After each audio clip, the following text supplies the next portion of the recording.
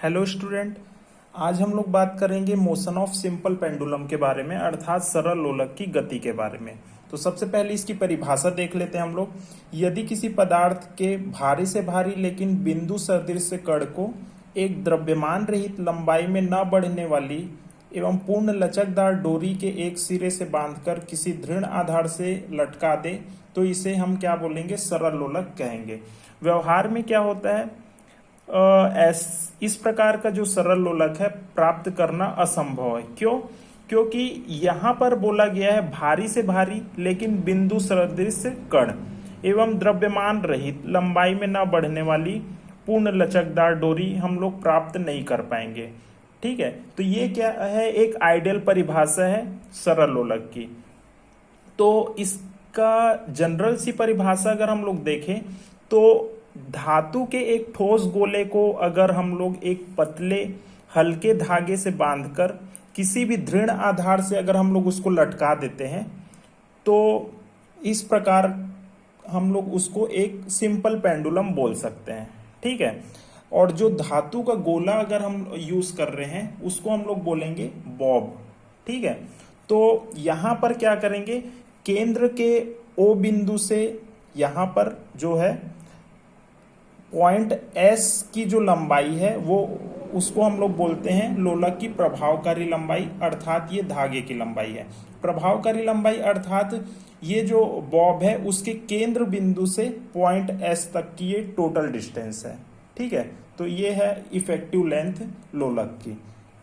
अब क्या करेंगे हम लोग, ये डायग्राम में क्या है, इस प्रकार से सरल लोलक प्रदर्शित किया गया है। मैंने डायग्राम बना दिया है।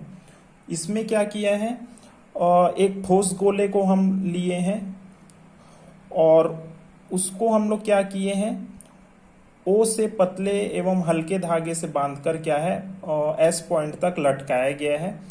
और अगर इस लोलक की माध्य स्थिति देखें तो ये हो जाएगा हमारा एस और ओ, ये इसका क्या है, माध्य स्थिति है। इसको मैं लिख देता हूं, ये है इस सिंपल पेंडुलम की माध्य स्थिति।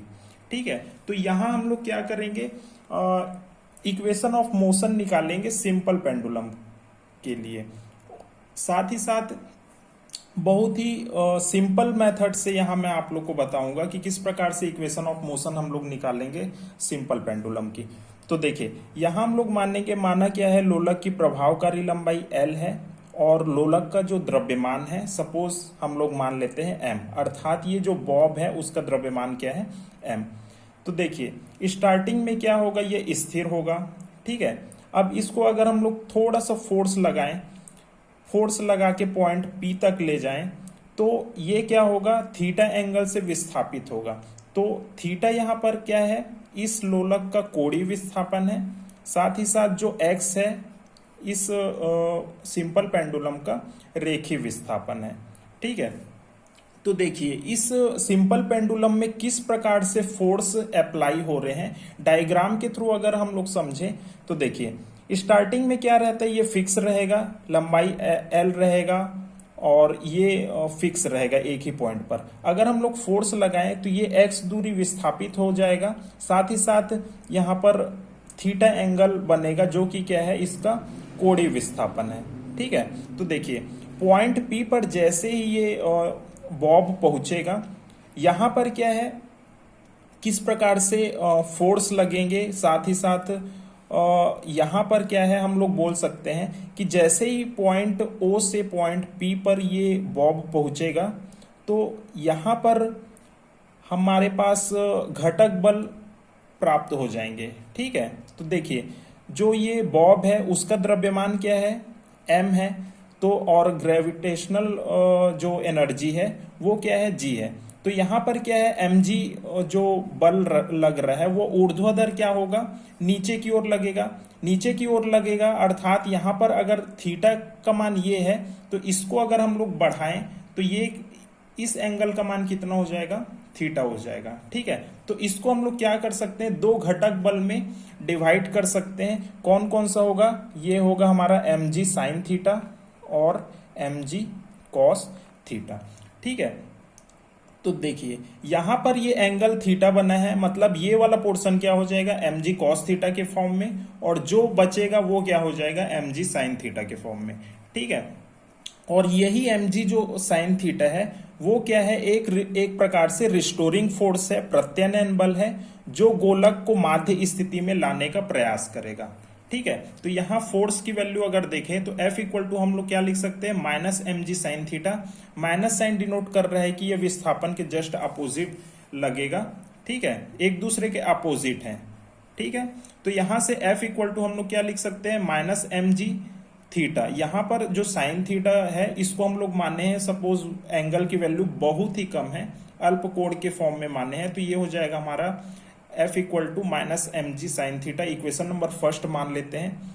ठीक है, अब देखिए, अब यहां पर इस बॉब पर एक फोर्स और लग रहा है, वो है T, जो कि तनाव बल है, और इसका जो डायरेक्शन होगा P से S की ओर होगा, ऊर्ध्वाधर ऊपर की ओर, मतलब ये डायरेक्शन के थ्रू अगर देखें तो ये इसका डायरेक्शन P से S की ओर होगा। ठीक है, आई थिंक डायग्राम यहां पर क्लियर हो गया होगा।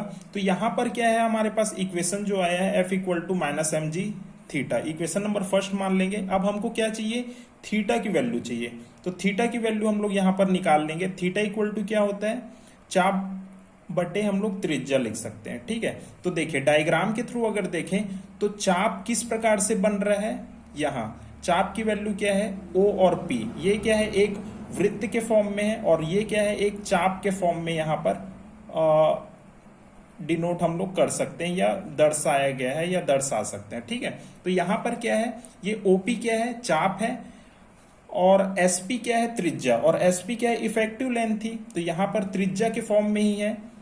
तो यहाँ पर SP की वैल्यू हम लोग और OP की वैल्यू अगर पुट करें तो OP इक्वल टू क्या है, X, जो कि क्या है, इस सिंपल पेंडुलम का रेखीय विस्थापन है, X अपॉन L हो जाएगा।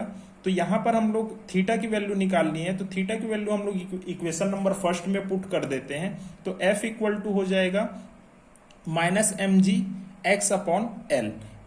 इक्वेशन नंबर सेकंड इसको हम लोग दर्शा देंगे। ठीक है, अब देखिए, अब सिंपल पेंडुलम में एक प्रकार से तो ये क्या हुआ, एक रिस्टोरिंग फोर्स वर्क कर रहा है, साथ ही साथ इस पर एक और फोर्स वर्क करेगा जिसको हम लोग बोलेंगे न्यूटोनियन फोर्स। ठीक है, तो न्यूटोनियन फोर्स के थ्रू अगर देखें तो न्यूटन सेकेंड लॉ से हम लोग क्या लिख सकते हैं, F equal to m A.